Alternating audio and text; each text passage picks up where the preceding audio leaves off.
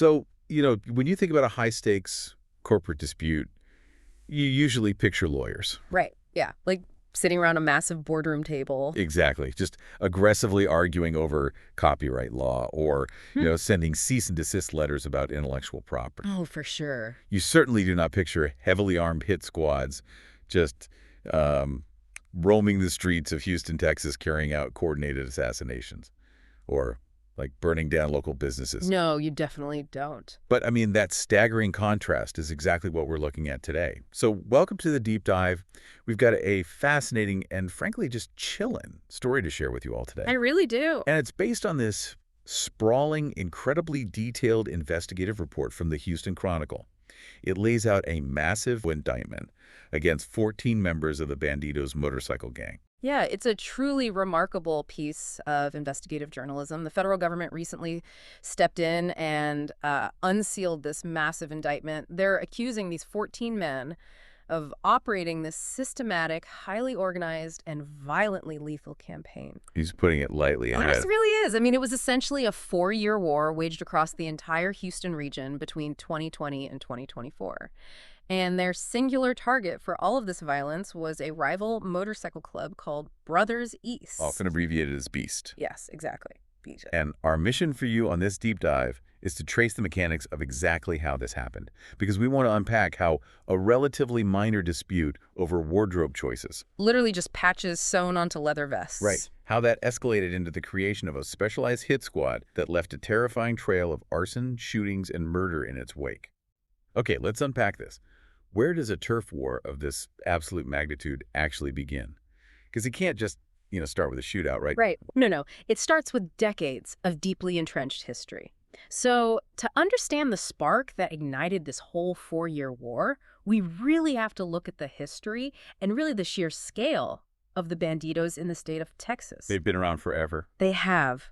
They were founded way back in 1966 in a coastal town called San Leon, which makes them one of the oldest and historically one of the most powerful motorcycle gangs in the U.S. Wow. Today, they claim thousands of members across Texas. So for over half a century, they have viewed the entire state as their exclusive domain. It's their home turf. Exactly.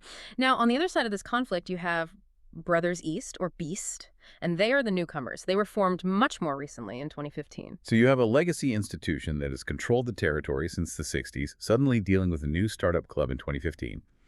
How did the Bandidos react to them initially? Because, you'd think they'd squash them immediately. You would think so, yeah. But according to the testimony of an FBI investigator on this case, a guy named Agent Joshua Lyons, the Bandidos actually tolerated BEAST at first. Oh, really? Yeah, they weren't instantly at war.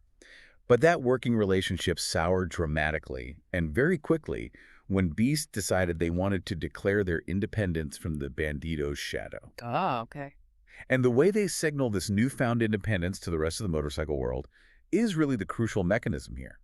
BEAST members started altering their leather vests. The patches. Right. Specifically, they began wearing what the biker community calls bottom rockers. Okay, for those listening who might not be familiar with the anatomy of a biker vest, can you break down what a bottom rocker actually is and why it matters so much? Absolutely. So if you look at the back of a traditional club vest, it's usually designed in 3 parts. You have a top curved patch, which is the club's name. Okay. Then you have a center patch, which is their logo or insignia. Mm-hmm. And then you have a bottom curved patch, the bottom rocker, which designates the territory they claim. Got it. So BEAST added bottom rockers to their vests that simply said the word Texas. Just Texas, just Texas. And on top of that, they started wearing a small diamond-shaped patch on the front of their vest that simply read 1%. See, this is the part that I think is really going to blow your mind as a listener, because the context changes everything. To you or me, sewing a patch that says Texas onto a jacket sounds completely trivial. Just a fashion choice. Right. But there is a massive historical weight to that 1% patch, isn't there? There is a huge sociological weight to it, yes. The 1% symbol goes back to a famous incident in the late 1940s. The Hollister riot, right. Yes, the Hollister riot in California. After that riot, the American Motorcyclists Association supposedly put out a statement trying to calm the public down. They said, 99% of motorcyclists are law-abiding citizens. Okay. So in response, the outlaw motorcycle clubs essentially said, fine, then we are the 1%. Wow. They just owned it. Completely owned it. Huh. Wearing that 1% diamond patch is a public, permanent declaration that you operate outside the bounds of the law.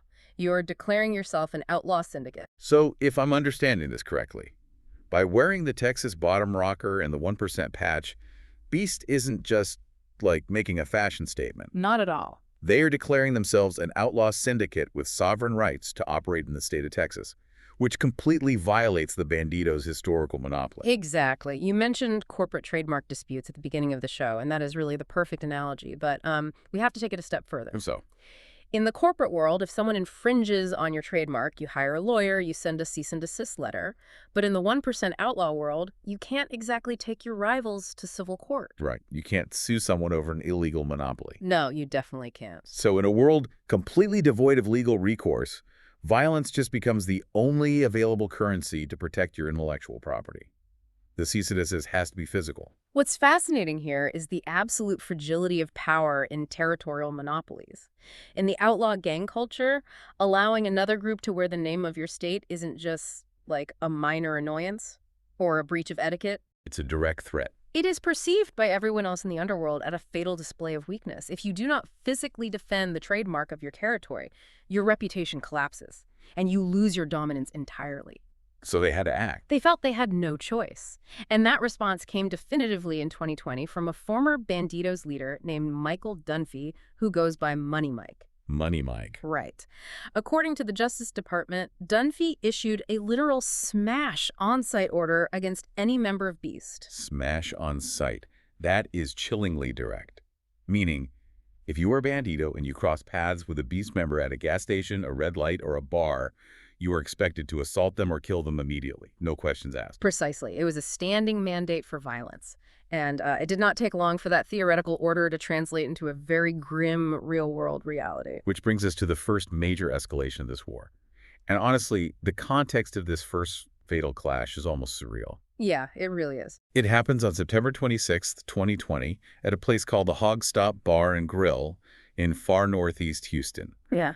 And it happens during the Miss Hog Stop bikini pageant. Yes, it was an incredibly public, very crowded event.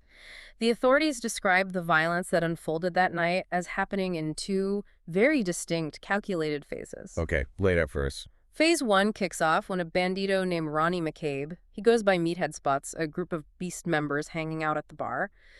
McCabe approaches them and aggressively confronts them, claiming that the Hog Stop is strictly Bandido territory. Okay.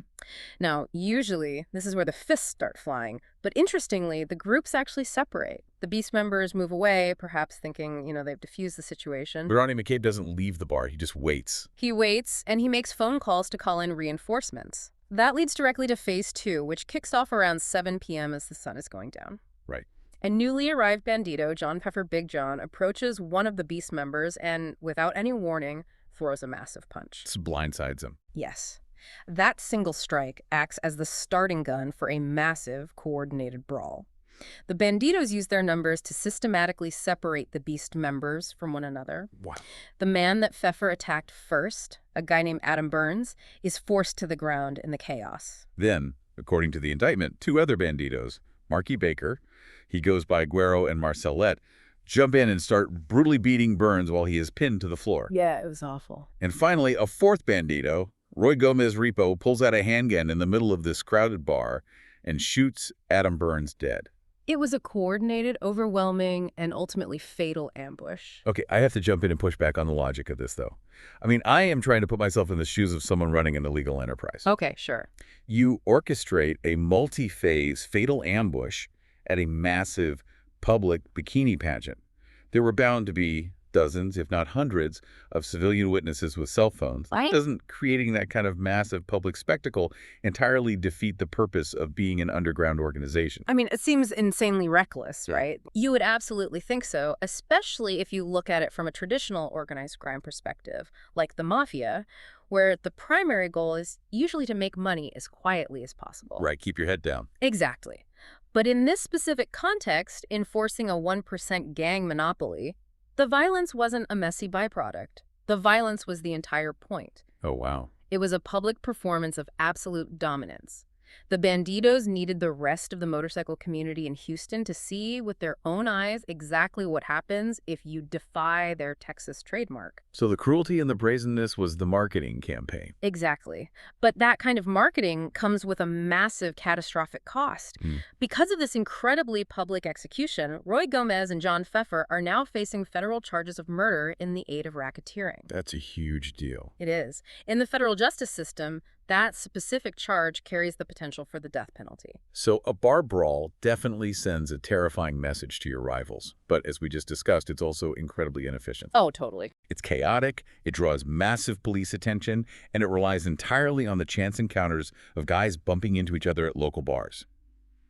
If the Bandidos truly wanted to systematically eradicate Beast, they couldn't just rely on impromptu fistfights. They needed a system. And that realization is the major turning point in this entire story. The fallout from the hog stop made it clear that they needed a dedicated mechanism for this war. Which leads directly to the creation of an entirely new, highly unusual chapter of the Bandidos in the fall of 2021. And they gave it a very subtle name, the Welcome to Hell chapter. Welcome to hell. I mean, it sounds like a Hollywood script, but this was a very real, incredibly lethal unit operating in Houston. It was real, and sociologically, it was fundamentally different from how motorcycle gangs normally structure themselves. How so? Usually, a biker chapter is tethered to a very specific geographic area, like a specific city or a county, and their job is to manage the club's business in that specific zone. But Welcome to Hell had absolutely no geographic territory. Not at all. None. It was composed of only about 10 hand-picked members, and its singular defining purpose was hunting down assaulting members of Brothers East anywhere they could find them. And to show how the club valued that public violence at the bikini pageant, John Pfeffer, the guy who threw the first punch at the hog stop, was actually rewarded with the title of president of this new hit squad. Yeah, he got a promotion out of it. They also had Bradley Rickenbacker Dalla Bill acting as the secretary-treasurer, and Darby Hinojosa 10, round operating as the sergeant-at-arms. But here's where it gets really interesting to me. It wasn't just a group of aggressive guys driving around looking for a fight. They developed legitimate forensic countermeasures. Yes, they did. The FBI agent we mentioned earlier, Joshua Lyons, testified about this during the detention hearings. The members of the Welcome to Hell chapter were required to carry what they internally refer to as blackout bags. Blackout bags, what exactly is in them? So these bags were essentially portable assassination kits. They contained all black, nondescript clothing and surgical gloves. The members would keep these bags in their vehicles or on their motorcycles at all times. If they spotted a Beast member, they could immediately change out of their recognizable club vests and into the black clothing before launching an attack. And the surgical gloves. I assume that's to avoid leaving fingerprints at a crime scene. Fingerprints, yes. But even more importantly, surgical gloves prevent gunshot residue, or GSR, from settling on the shooter's hands and fingernails. That is so calculated. It is. By institutionalizing their violence, by creating a specialized chapter solely dedicated to assaults, equipping them with forensic countermeasures, and, as prosecutors later noted, funding the whole operation through narcotics trafficking, the Bandidos crossed a massive line. Yeah, they evolved. They evolved from a violent street gang defending their turf into a highly structured, sophisticated, organized crime syndicate. And as soon as you make that structural shift into organized crime, you place yourself squarely in the crosshairs of the federal government. But before the feds can build their case, this Welcome to Hell unit just goes to work. And when you look at the timeline in the Chronicle's reporting, you can clearly see the syndicate's violence evolving. It starts spreading out like a virus across the Houston region. It really does. And it stops just being about Beast members catching bullets. Yeah. It escalates into this deep paranoia where they start targeting neutral parties, friendly allies, and civilian businesses. Let's trace that evolution, starting in November 2021, a couple of months after the hit squad was formed. This incident really shows how calculated their hunting had become. Okay. A group of Beast members had just finished a meeting at their own clubhouse in Channelview and went to grab dinner at the Blue Bayou Cafe in East Houston. After eating, 3 of them lingered outside the restaurant to smoke a cigarette and chat before getting on their motorcycles to head down the service road. They didn't know they were being tracked. No, they had no idea. As they're riding down the road, a black SUV suddenly pulls up alongside them, rolls down the window, and someone inside just opens fire into the group. Okay. A Beast member named Michael John Zimbrick is killed instantly, and the two others are wounded. It was a literal drive-by. Right. Now, a bandito named David Vargas was actually arrested for this specific murder by local authorities in Harris County shortly after it happened. He was, but this highlights the difficulty of prosecuting organized crime at the local level.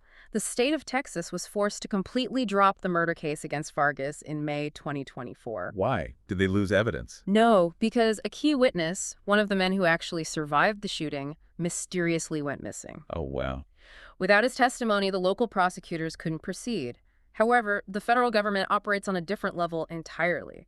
Vargas is now charged in this sweeping federal indictment with murder in aid of racketeering, putting him right back in jeopardy of a death penalty. So they beat a state murder charge because witnesses get terrified and disappear. And, I mean, that kind of victory breeds extreme hubris and extreme paranoia. Which brings us to phase 3 of this war attacking your own friends. Yeah, this is where it gets really dark. Fast forward to February 2023 at a place called Bimbo Saloon in northwest Harris County. So the Bandidos were holding a massive mandatory regional meeting there. Nearly 100 members were in attendance. But also at this meeting were 14 members of an affiliated motorcycle club called the Graybeards. Okay, and to understand this, you have to know that the Graybeards were supposed to be friendly to the Bandidos. Right. They were considered a sponsored club, essentially operating under the Bandidos' broader umbrella of protection.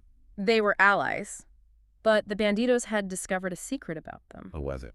According to the FBI, a former Graybeard had recently defected and joined the Bandidos, and he brought some highly sensitive intel with him. He revealed that the Graybeards' leadership had secretly met with Brothers East and brokered a private peace deal. Oh, man. They just wanted out of the war. Exactly. The Graybeards just wanted to stay out of the crossfire. They wanted to remain neutral. But to the Bandidos, in the middle of a war for their survival, neutrality was absolute treason. Wow. So during that massive meeting at Bimbo Saloon, the Bandidos ambushed the 14 Graybeards. They severely beat them and forcibly stripped them of their leather vests. They took their cuts. Exactly. And if we connect this to the bigger picture of gang sociology, taking a rival's cut isn't just about stealing a piece of leather. Right. As Agent Lyons testified, taking a cut is the ultimate act of disrespect, dominance, and erasure. The patches on that vest represent a member's blood, sweat, and loyalty. By physically ripping it off their backs, you are literally stripping them of their identity. You are declaring that their club no longer exists. It's an incredibly intimate form of violence. It is, and it shows a profound desperation for absolute control. The Bandidos' paranoia had reached a point where they couldn't even allow their own subordinate allies to be peaceful with their enemies. And that escalating desperation brings us to the final phase. Pure domestic terrorism and the targeting of civilian businesses. Yeah, it bleeds into the public. In June of 2023, a Bandidos prospect spots a Beast member hanging out at a bar in Pasadena. He acts as spotter and calls it in. Two Bandidos, John Splendorio, who goes by Tech9, and Stephen Alms, drive over, ambush the guy in the parking lot, and shoot him 7 times. Just brutal. Miraculously, he survives. But the attacks aren't just limited to rival bikers anymore. By December 2023, they are burning down physical buildings. This is the arson incident involving the County Line Ice House up in Montgomery County. Yes. A bandito named Brandon Hansloco is accused of intentionally setting fire to the bar, burning the entire structure to the ground. And the only reason this civilian business was targeted was because they had allegedly hosted a gathering for Beast members earlier that year. Just for hosting them. Yeah. The building was completely destroyed and never reopened. Okay, I have to pause the timeline right here. When I was reading through the source material for this deep dive, my jaw literally dropped when I saw the name of the arsonist. I need you, the listener, to understand who Brandon Loco Hance actually is, because this detail completely breaks your brain. It really does, because Brandon Hance is not some shadow figure operating purely in the dark corners of the underworld. Right. He was a 2-time contestant on the massive CBS reality TV show Survivor. Yes, he was a huge reality television star with a massive public profile. And according to the federal reports, he was actively using his public social media accounts to brag about his involvement in the Bandidos. It's so surreal. I just have to ask, how on earth does someone with a reality TV following and an active clout-chasing social media presence simultaneously operate inside a secret, highly illegal hit squad that is burning down buildings and hunting people with blackout bags? It raises an incredibly important question about the modern criminal landscape. It represents a bizarre, almost comical collision of modern influencer culture and traditional organized crime. Yeah, they do not mix. In the past, anonymity was a criminal syndicate's best and only defense. But today, the psychological desire for clout, followers, and public recognition sometimes overrides that basic survival instinct. Oh, it's so wild. You're trying to be an influencer while committing arson. It is a massive vulnerability for the gang, although it is worth noting that during a recent detention hearing, Hans's wife testified that he eventually became completely disillusioned with the violence. Oh, really? Yeah, and he actually left the gang in July 2024, which allegedly resulted in the Bandidos issuing immediate death threats against him. It's a completely insane dynamic. Huh. But whether it was the arson by a reality TV star, the drive-by shootings on the service roads, or the massive brawls at bikini pageants, the sheer volume and audacity of these crimes inevitably forced the federal government's hand. It had to. Which brings us to the endgame. The Fed started making their moves methodically in August of 2024, quietly picking up Stephen Alms, the shooter from the Pasadena bar attack. Then in October, they grabbed Splendorio and Hinojosa. They were building the case. Right. But the real hammer fell just recently, on February 20th, 2025. The Justice Department unsealed the massive RICO indictment, and federal agents swept through Houston, arresting 11 bandidos in a single day. So in total, 14 men are facing charges. 9 of them have been deemed such an extreme danger to the community that they are being held without bond until their massive trial. Wow. So what does this all mean for you listening, trying to understand the justice system?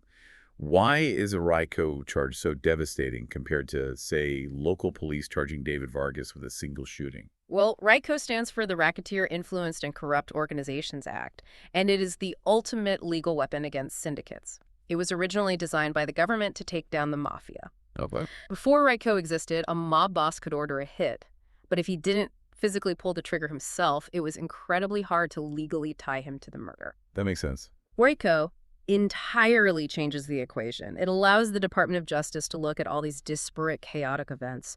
The brawl at the hog stop, the drive-by at the Blue Bayou, the arson at the ice house, the surgical gloves, the narcotics trafficking.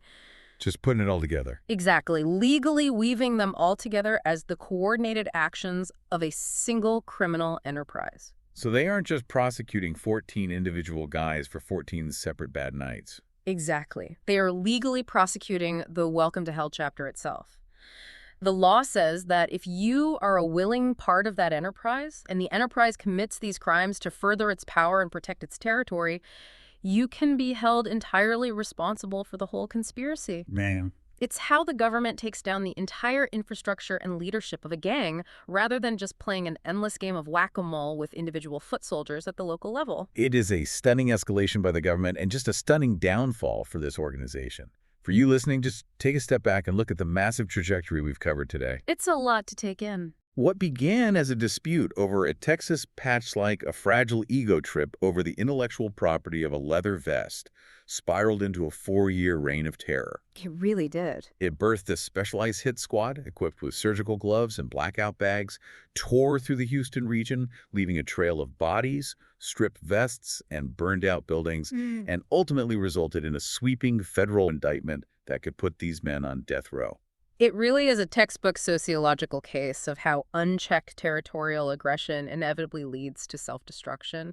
The violence you use to secure your power is exactly what alerts the predators above you. Right. But as we wrap up this deep dive, I want to leave you with a final thought to mull over, returning to the incredible irony of Brandon Hans. The survivor guy. The survivor guy. Consider how modern organized crime is evolving in real time. You have a gang member actively trying to maintain a public influencer persona from a reality show, seeking online followers and social validation, while simultaneously participating in a deadly underground turf war. It's wild. It raises a fascinating question about the future of these syndicates.